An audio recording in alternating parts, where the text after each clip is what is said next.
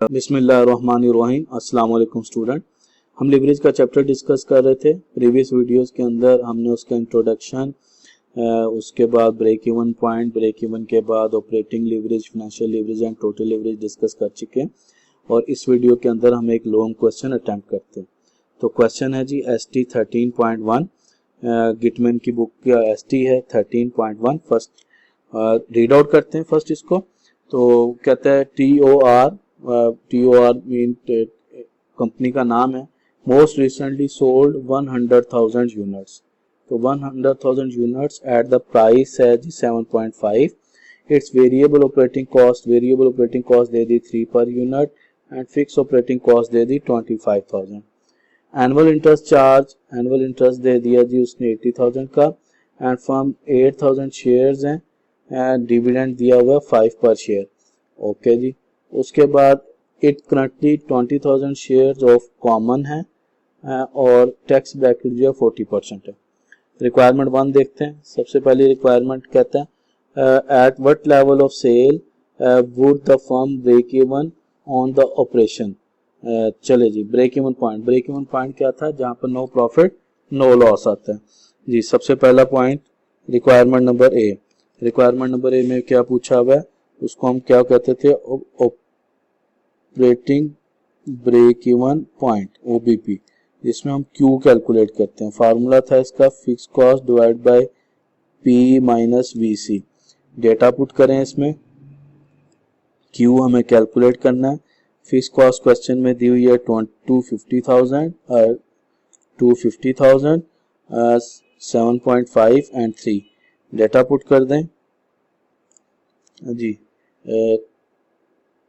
250,000 divide by 7.5 minus $3, ये आ जाएगा आपके पास 250,000 डिवाइडेड बाय 4.5 और ये आया 5556 यूनिट्स। तो ये आपके पास कैलकुलेट हो गया ब्रेक इवन पॉइंट। चल, नेक्स्ट पॉइंट क्या दिया हुआ है?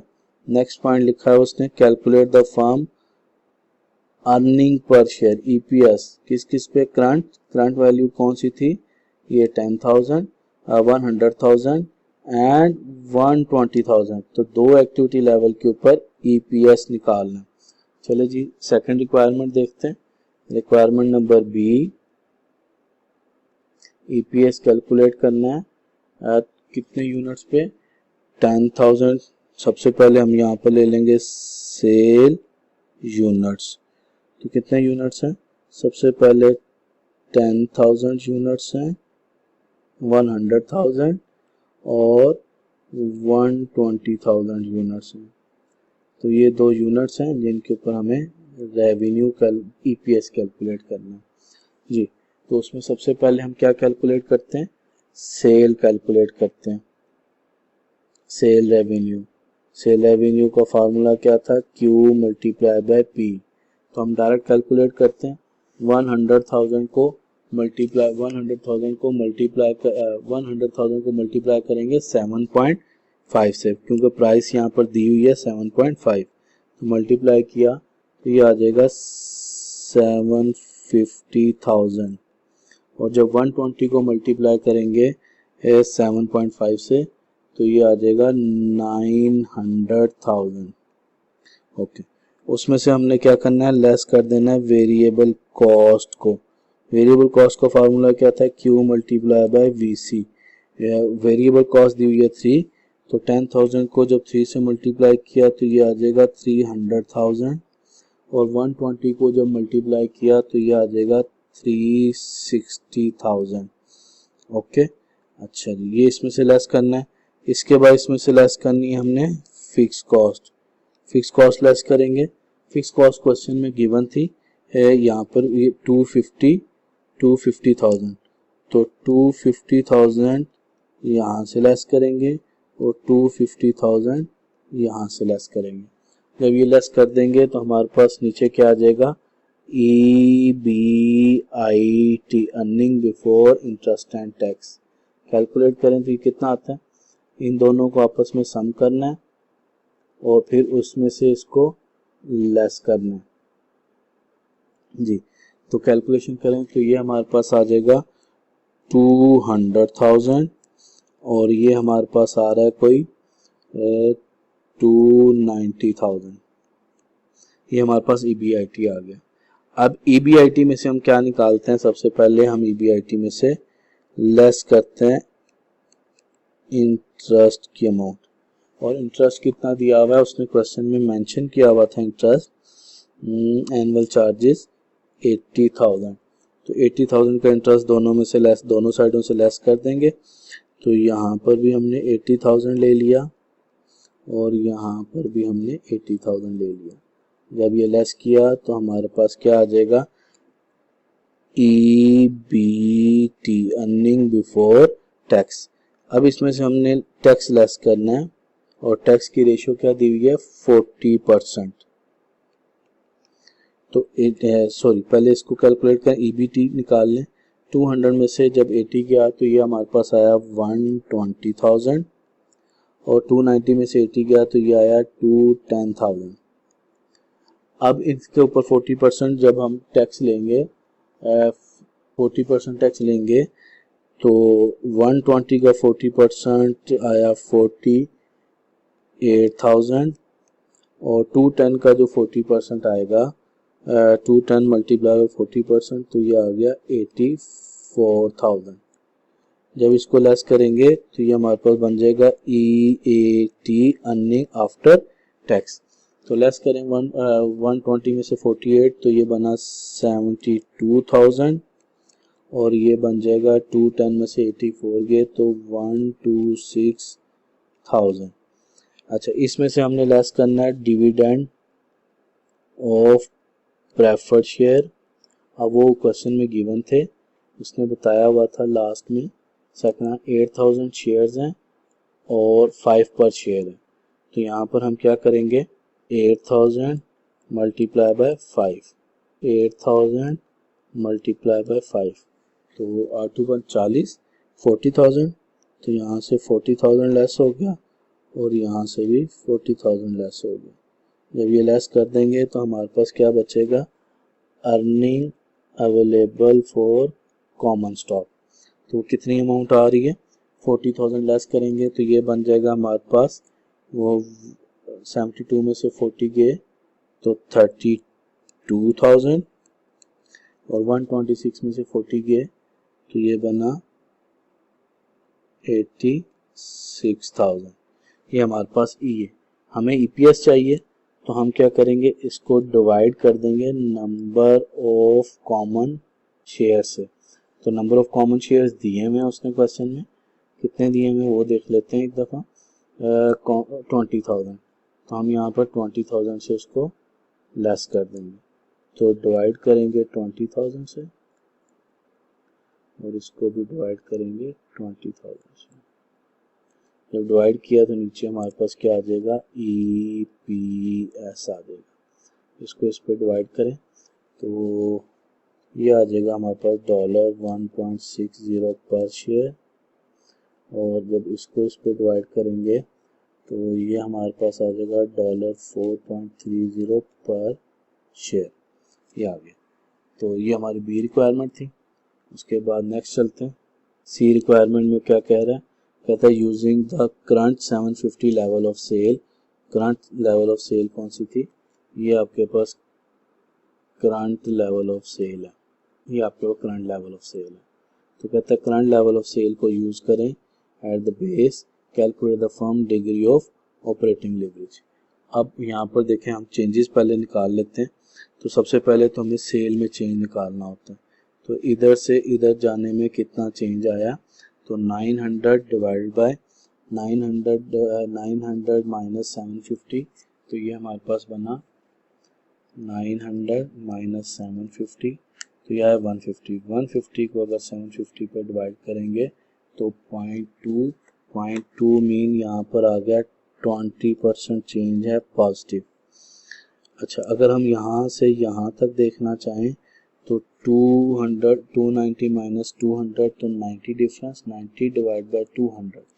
तो यहाँ पर हमने क्या किया था, अगर इसकी कैलकुलेशन देखें तो ये हमने किया था 150 डिवाइड बाय 750, यहाँ पर हमने क्या किया है 90 डिवाइड बाय 200, तो ये आया हमारे पास 45% पॉजिटिव। और अगर हम थर्ड में देखें तो यहाँ से यहाँ तक, तो सबसे पहले 4.3 माइनस 1.6, तो ये हमारे पास आया 2.7 डिवाइड बाय 1.6, तो डिवाइड बाय 1.6 करेंगे तो ये हमारे पास आ रहा है 1.687, तो हम इसको राउंड ऑफ करके करते हैं 1.69%, तो ये हमारे पास डिग्री चेंजेस आ गई। अब उसने थर्ड में क्या पूछा भाई, यहाँ पर हम देख लेते हैं। थर्ड में पूछता है 750 को यूज़ करें डिग्री ऑफ ऑपरेटिंग लीवरेज निकालें जी। तो थर्ड ऑप्शन है degree of operating leverage. C में डिग्री ऑफ ऑपरेटिंग लीवरेज का फार्मूला क्या है, percentage change in EBIT divide by percentage change in cell.